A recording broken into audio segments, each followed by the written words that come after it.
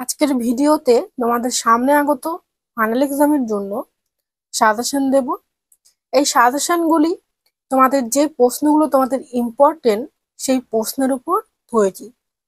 Suggestion ভিত্তিকের নাম করে গাদাখানেক প্রশ্ন আমরা দেই না, শুধুমাত্র যেগুলো ইম্পর্টেন্ট সেগুলি দেওয়া হয়, একদম শর্ট সাজেশন। প্রত্যেক বছরের মতো 95 থেকে 100% কমন আমরা দিয়ে থাকি। এই সাজেশন ভিত্তিক উত্তরপত্র নিতে আগ্রহী হলে 7864819403 এবং 7406996473 এই নাম্বারে তোমরা যোগাযোগ করবে। আজ সাজেশন দেব পিজি হিস্ট্রি পেপার 1। আমি সাজেশন বলা শুরু করছি, তোমরা নোট করে নাও। প্রথম প্রশ্নটি হলো, শাহজাহানের পরবর্তীকালে উত্তরাধিকার সংক্রান্ত যুদ্ধ যুক্তি দ্বারা বিশ্লেষণ করুন। এটা 18 নম্বরের। পরবর্তী প্রশ্ন বলছি, শাহজাহানের রাজত্বকাল কি মুঘল সাম্রাজ্যের সুবর্ণ যুগ ছিল? 18 নম্বর। পরবর্তী প্রশ্ন হলো, মুঘল যুগে কৃষক বিদ্রোহ কিভাবে গড়ে ওঠে এবং মুঘল সাম্রাজ্য পতনে কৃষি সংকটের কি ভূমিকা ছিল? মান 18। পরবর্তী প্রশ্ন বলছি, আকবরের ধর্মীয় নীতির মূল বৈশিষ্ট্যগুলি কি কি ছিল? মান 18। পরবর্তী প্রশ্ন বলছি, আকবর প্রবর্তিত মনসবদারি ব্যবস্থার বৈশিষ্ট্যগুলি বিশ্লেষণ করুন। মান 18। পরবর্তী প্রশ্ন বলছি, ঔরঙ্গজেবের রাজপুত নীতি সম্পর্কে আলোচনা করুন। মান 18। পরবর্তী প্রশ্ন হলো, আঞ্চলিক রাজ্যগুলির উত্থান কিভাবে মুঘল সাম্রাজ্যের পতন ঘটিয়েছিল? মান 18। পরবর্তী প্রশ্ন, পলাশীর যুদ্ধের পটভূমি কি ছিল? মান 18। যে প্রশ্নগুলো 18 নাম্বারের জন্য বললাম, সেগুলো যে শুধুমাত্র 18 নাম্বারের জন্য আসবে এই রকমটা নয়, 12র ক্ষেত্রেও আসতে পারে, আবার শর্ট প্রশ্ন হিসেবে 7 নাম্বারের জন্য আসতে পারে। যেরকম ভাবে আসবে তোমরা সেরকম ভাবে উত্তর দেবে। 18 এলে বড় ভাবে দেবে, 12 এলে তার একটু ছোট করে দেবে, 7 নাম্বারের এলে একদম শর্ট ভাবে দেবে।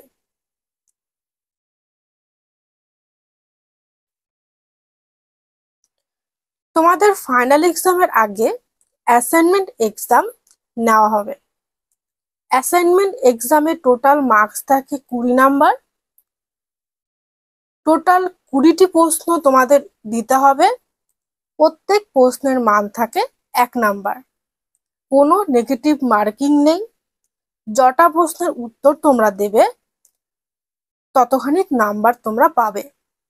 এই অ্যাসাইনমেন্ট এক্সাম তোমাদের অনলাইনে নেওয়া হবে, এমসিকিউ টাইপে।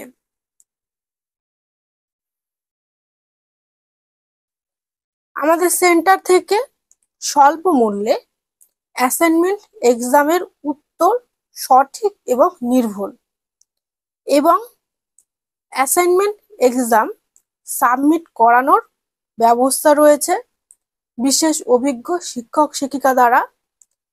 এই সুবিধাগুলি তোমরা যারা নিতে চাও আমাদের সাথে যোগাযোগ করবে। আমি পরবর্তী প্রশ্ন বলছি।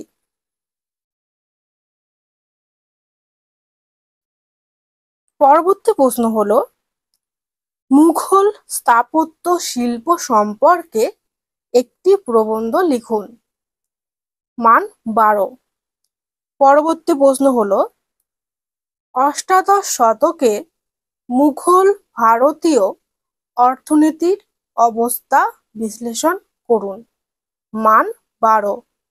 পরবর্তী প্রশ্ন হলো জায়গিরদারি সংকটকে সতীশচন্দ্র কিভাবে বিশ্লেষণ করেছেন। মান 12। পরবর্তী প্রশ্ন হলো অষ্টাদশ শতাব্দীতে মারাঠা সাম্রাজ্যের প্রকৃতি আলোচনা করো, অথবা মারাঠা সাম্রাজ্য উত্থানে শিবাজির ভূমিকা কি ছিল। পরবর্তী প্রশ্ন বলছি, এটার মান হবে 12। পরবর্তী প্রশ্ন হলো কিভাবে ইউরোপীয় যুদ্ধগুলি কর্ণাটকে ইঙ্গ-ফরাসি সংঘর্ষকে প্রভাবিত করেছিল। মান 12। পরবর্তী প্রশ্ন হলো শাসক হিসেবে হুমায়ুনের মূল্যায়ন করুন। মান 12 অথবা 7। পরবর্তী প্রশ্ন হলো বালাজি বিশ্বনাথের কৃতিত্বের পরিচয় দিন। মান 12 বা 7। তোমাদের 18 নম্বরের দুটো প্রশ্নের উত্তর লিখতে হবে, 12 নম্বরের 3টে প্রশ্নের উত্তর লিখতে হবে, 7 নম্বরের 4টে প্রশ্নের উত্তর লিখতে হবে। টোটাল 9টা প্রশ্নের উত্তর তোমাদের অ্যাটেন্ড করতে হবে। পরবর্তী প্রশ্ন বলছি খানোয়ার যুদ্ধের গুরুত্ব আলোচনা করো। মান 7।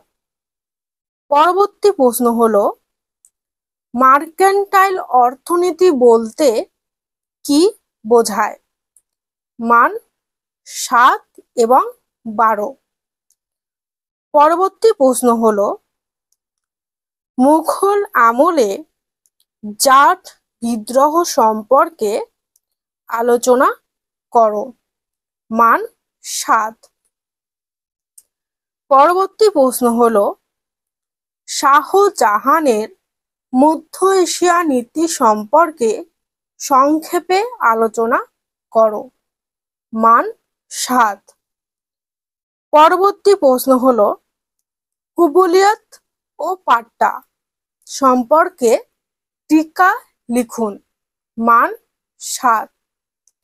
এই সাজেশন ভিত্তিক উত্তরপত্র তোমরা যারা নিতে আগ্রহী আমাদের সাথে যোগাযোগ করবে 7864819403 এবং 7406996473 এই নাম্বারে। পরবর্তী প্রশ্ন বলছি